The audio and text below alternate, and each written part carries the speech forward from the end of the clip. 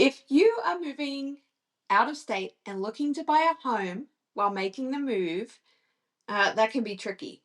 But I have helped many a person buy a house from afar and wanted to offer some tips on how to make this transition a little easier for you. Stay tuned to the end where I have one tip you won't want to miss. Hi, my name is Haley Bartlett. I am a realtor in the Longmont and surrounding areas and love sharing my knowledge with all of you out there. Today, we're going to talk about moving from state to state. Now, just the sound of it may seem overwhelming to some of you, but believe me, you are in good hands. I have moved from Australia to the USA, then from St. Louis to Colorado, and several times within Colorado. I am no stranger. Number one, we are going to make a discovery trip. Yes, I have had many people move here without doing this, but having some familiarity of areas, whether you can see yourself living there or not, is very helpful. Drive the neighborhoods. Look for things like trails, parks, shopping, those things that you do regularly. Check out the neighborhood styles and locations of houses and be sure to note down those ones that you love.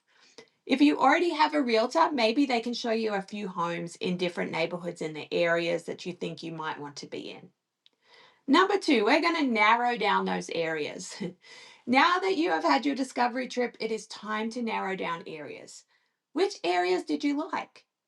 If you already have a job, what does the commute look like for those areas? And can you see yourself doing that commute? Can you afford housing in those areas? Narrowing down your top three is going to help you stay focused when it comes time to choosing a home. It also helps find an experienced realtor in those areas that can help find you the perfect home so that you can move and settle in. Having a space you love absolutely helps with the transition. Number three, it's time to start throwing stuff away. Now, if I can give you any tip that has to do with the actual moving part, it is to do a huge cleanup before you move. There is no use paying for things to be moved that you don't even use. Moving is not cheap, however you do it, whether you do it yourself or with a company. So go through your current home and be really thoughtful about what you use now every day and what you haven't used in months. My first move from Australia, I literally had two suitcases. Our second move from St. Louis to Colorado, we had one truck. And we did buy new furniture at IKEA when we arrived because we knew some of our furniture was beyond its life and our current style choices. So that worked best for us and actually saved us money. We didn't need to get multiple trucks and use the gas and do all that packing and unpacking. Choosing a house from afar. I have, as a realtor, had sight unseen buyers. These buyers trusted me a lot, and it can be scary as a realtor. And often I had already looked at several houses with them, so I did know what they needed. But when I have an out of state buyer that can't always make it back and forward to look at houses, this is what I provide. As much information up front of the homes I am going to look at for them.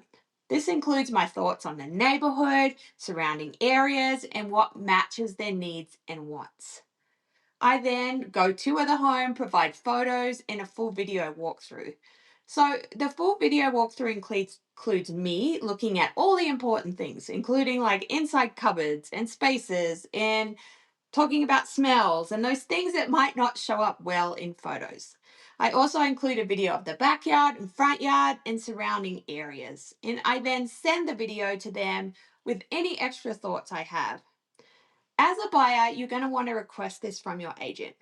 Then take your time watching and pausing the video as you go through the house.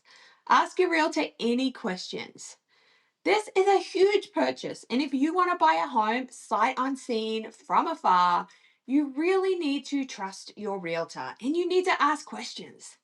So then, if possible, get there for inspection so you can see the home. Closing day. On the day when your home closes and the keys become yours, it is a good idea if you can arrange to be there in person. If you can't, you can always have a notary sent to your home or workplace. Sometimes you can even sign online, depending. Being there, though, allows you to ask any last minute questions, get keys and remotes in your hand, and celebrate. If you can't be there, though, arrange for someone to grab the keys from your home and hold them until you can get there. Sometimes the realtor will do this for you if you have no one else you can trust. You want to get all the information beforehand on gas, electric, water, and other utilities and make sure everything is switched to your name and turned on. So I hope these tips are helpful if you're relocating from out of state and buying a home. But hold on, don't leave yet because I have one bonus tip you'll want to hear. First, please like and subscribe for more tips.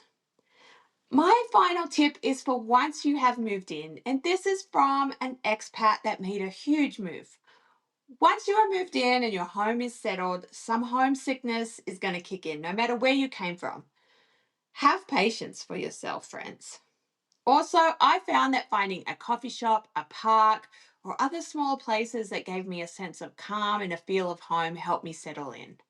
I became known at those places from regular visits, and that really helped me connect to my new community more.